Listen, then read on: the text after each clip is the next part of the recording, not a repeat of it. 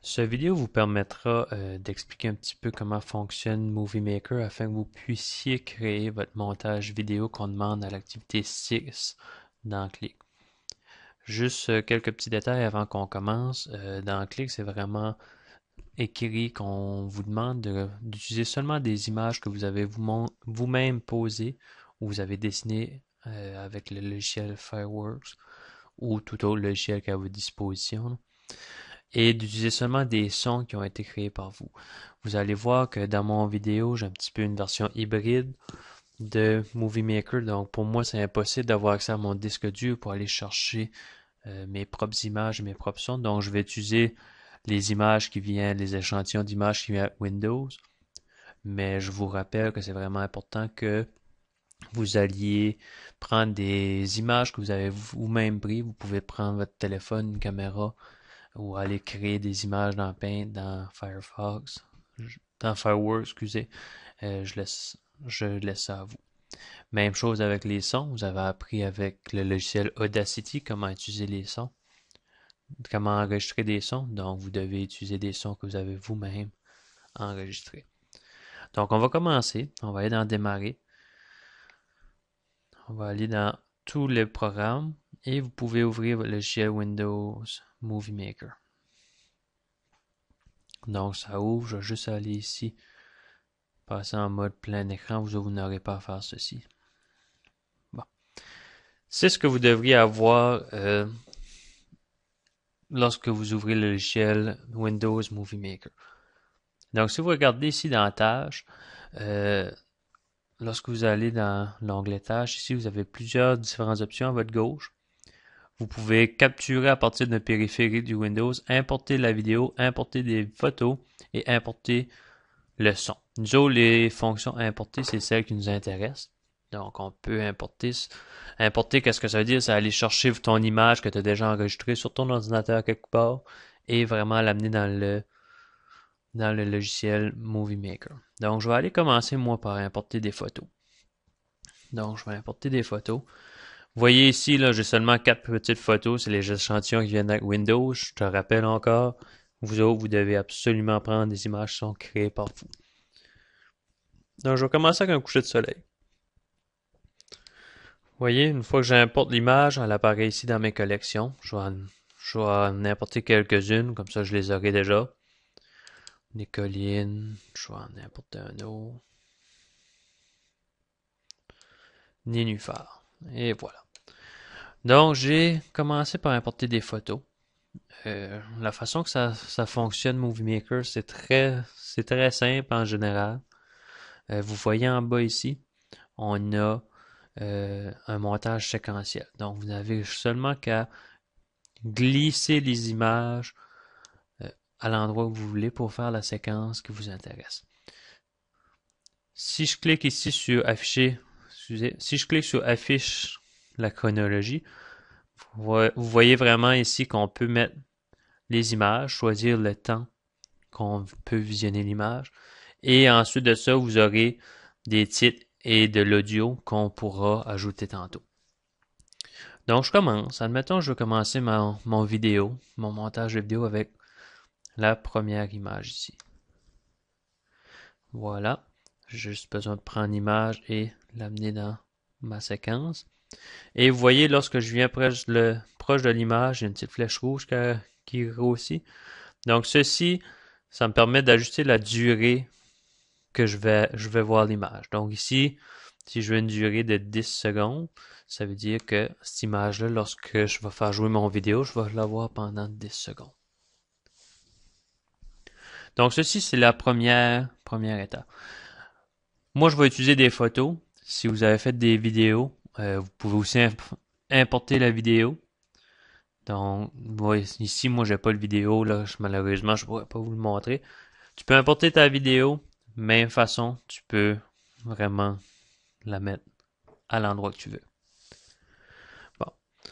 Donc, j'ai une image, je vais ajouter mes autres images. Ensuite de ça, je vais voir cette image-là peut-être pour un autre. Je vais mettre 6 secondes, juste pour que ça fasse différent un petit peu. Et je vais finir avec les nénuphars. Les nénuphars. nénuphars, excusez. Je vais les mettre une quinzaine de secondes. Voilà. Donc, jusqu'à présent, si je regarde du début,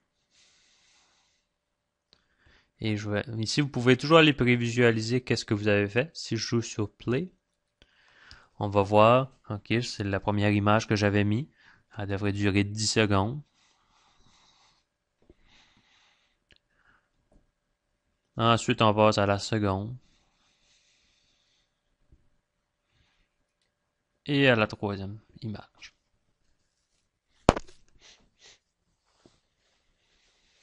Et voilà. Donc, vous venez d'apprendre comment... ça, c'est pas mal. La première fonction, celle-là de base, vraiment mettre des images ou des vidéos un à la suite de l'autre. Ensuite de ça, il y a plusieurs petites choses qu'on peut faire. Si on va dans Outils, vous avez Effet de vidéo et Effet de transition. Je vais commencer par vous montrer les transitions. Si je clique sur Transition, vous voyez ici, il y a plusieurs transitions qui s'offrent à vous. Ceci, c'est pour mettre un petit peu d'effet dans vos vidéos. Ça va me permettre de choisir, lorsque je passe d'une image à l'autre, comment je veux que ça se produise. Donc, vous voyez, il y a plusieurs différentes options qui s'offrent à vous. Je vais en prendre une au hasard. Par exemple, moi, si je prends... Je vais prendre celui-là. Dissoudre. Et vous avez juste besoin de l'amener et de l'insérer entre les deux images où vous voulez l'effet. Voilà. Donc là, si je fais jouer, regardez.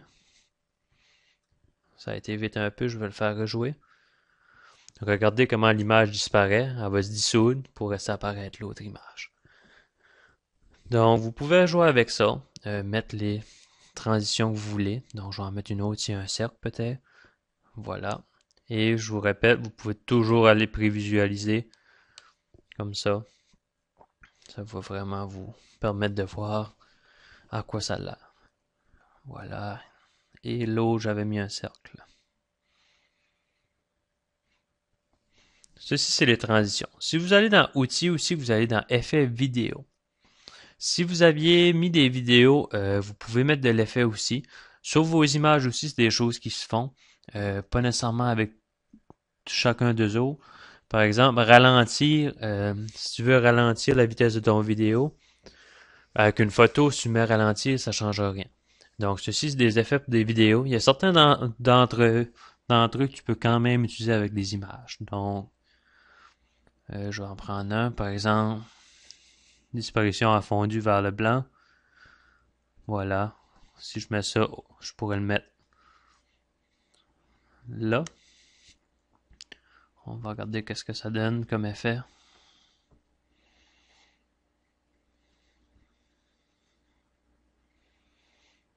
Vous voyez, ça n'a rien donné. On va attendre peut-être à la fin là.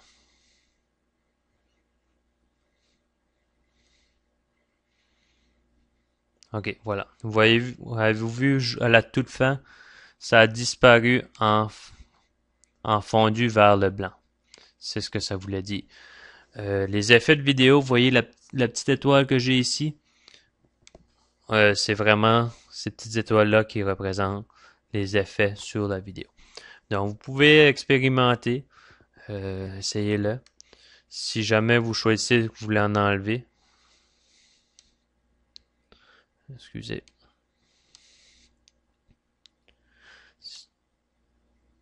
Ici, si on reclique sur afficher on était ici.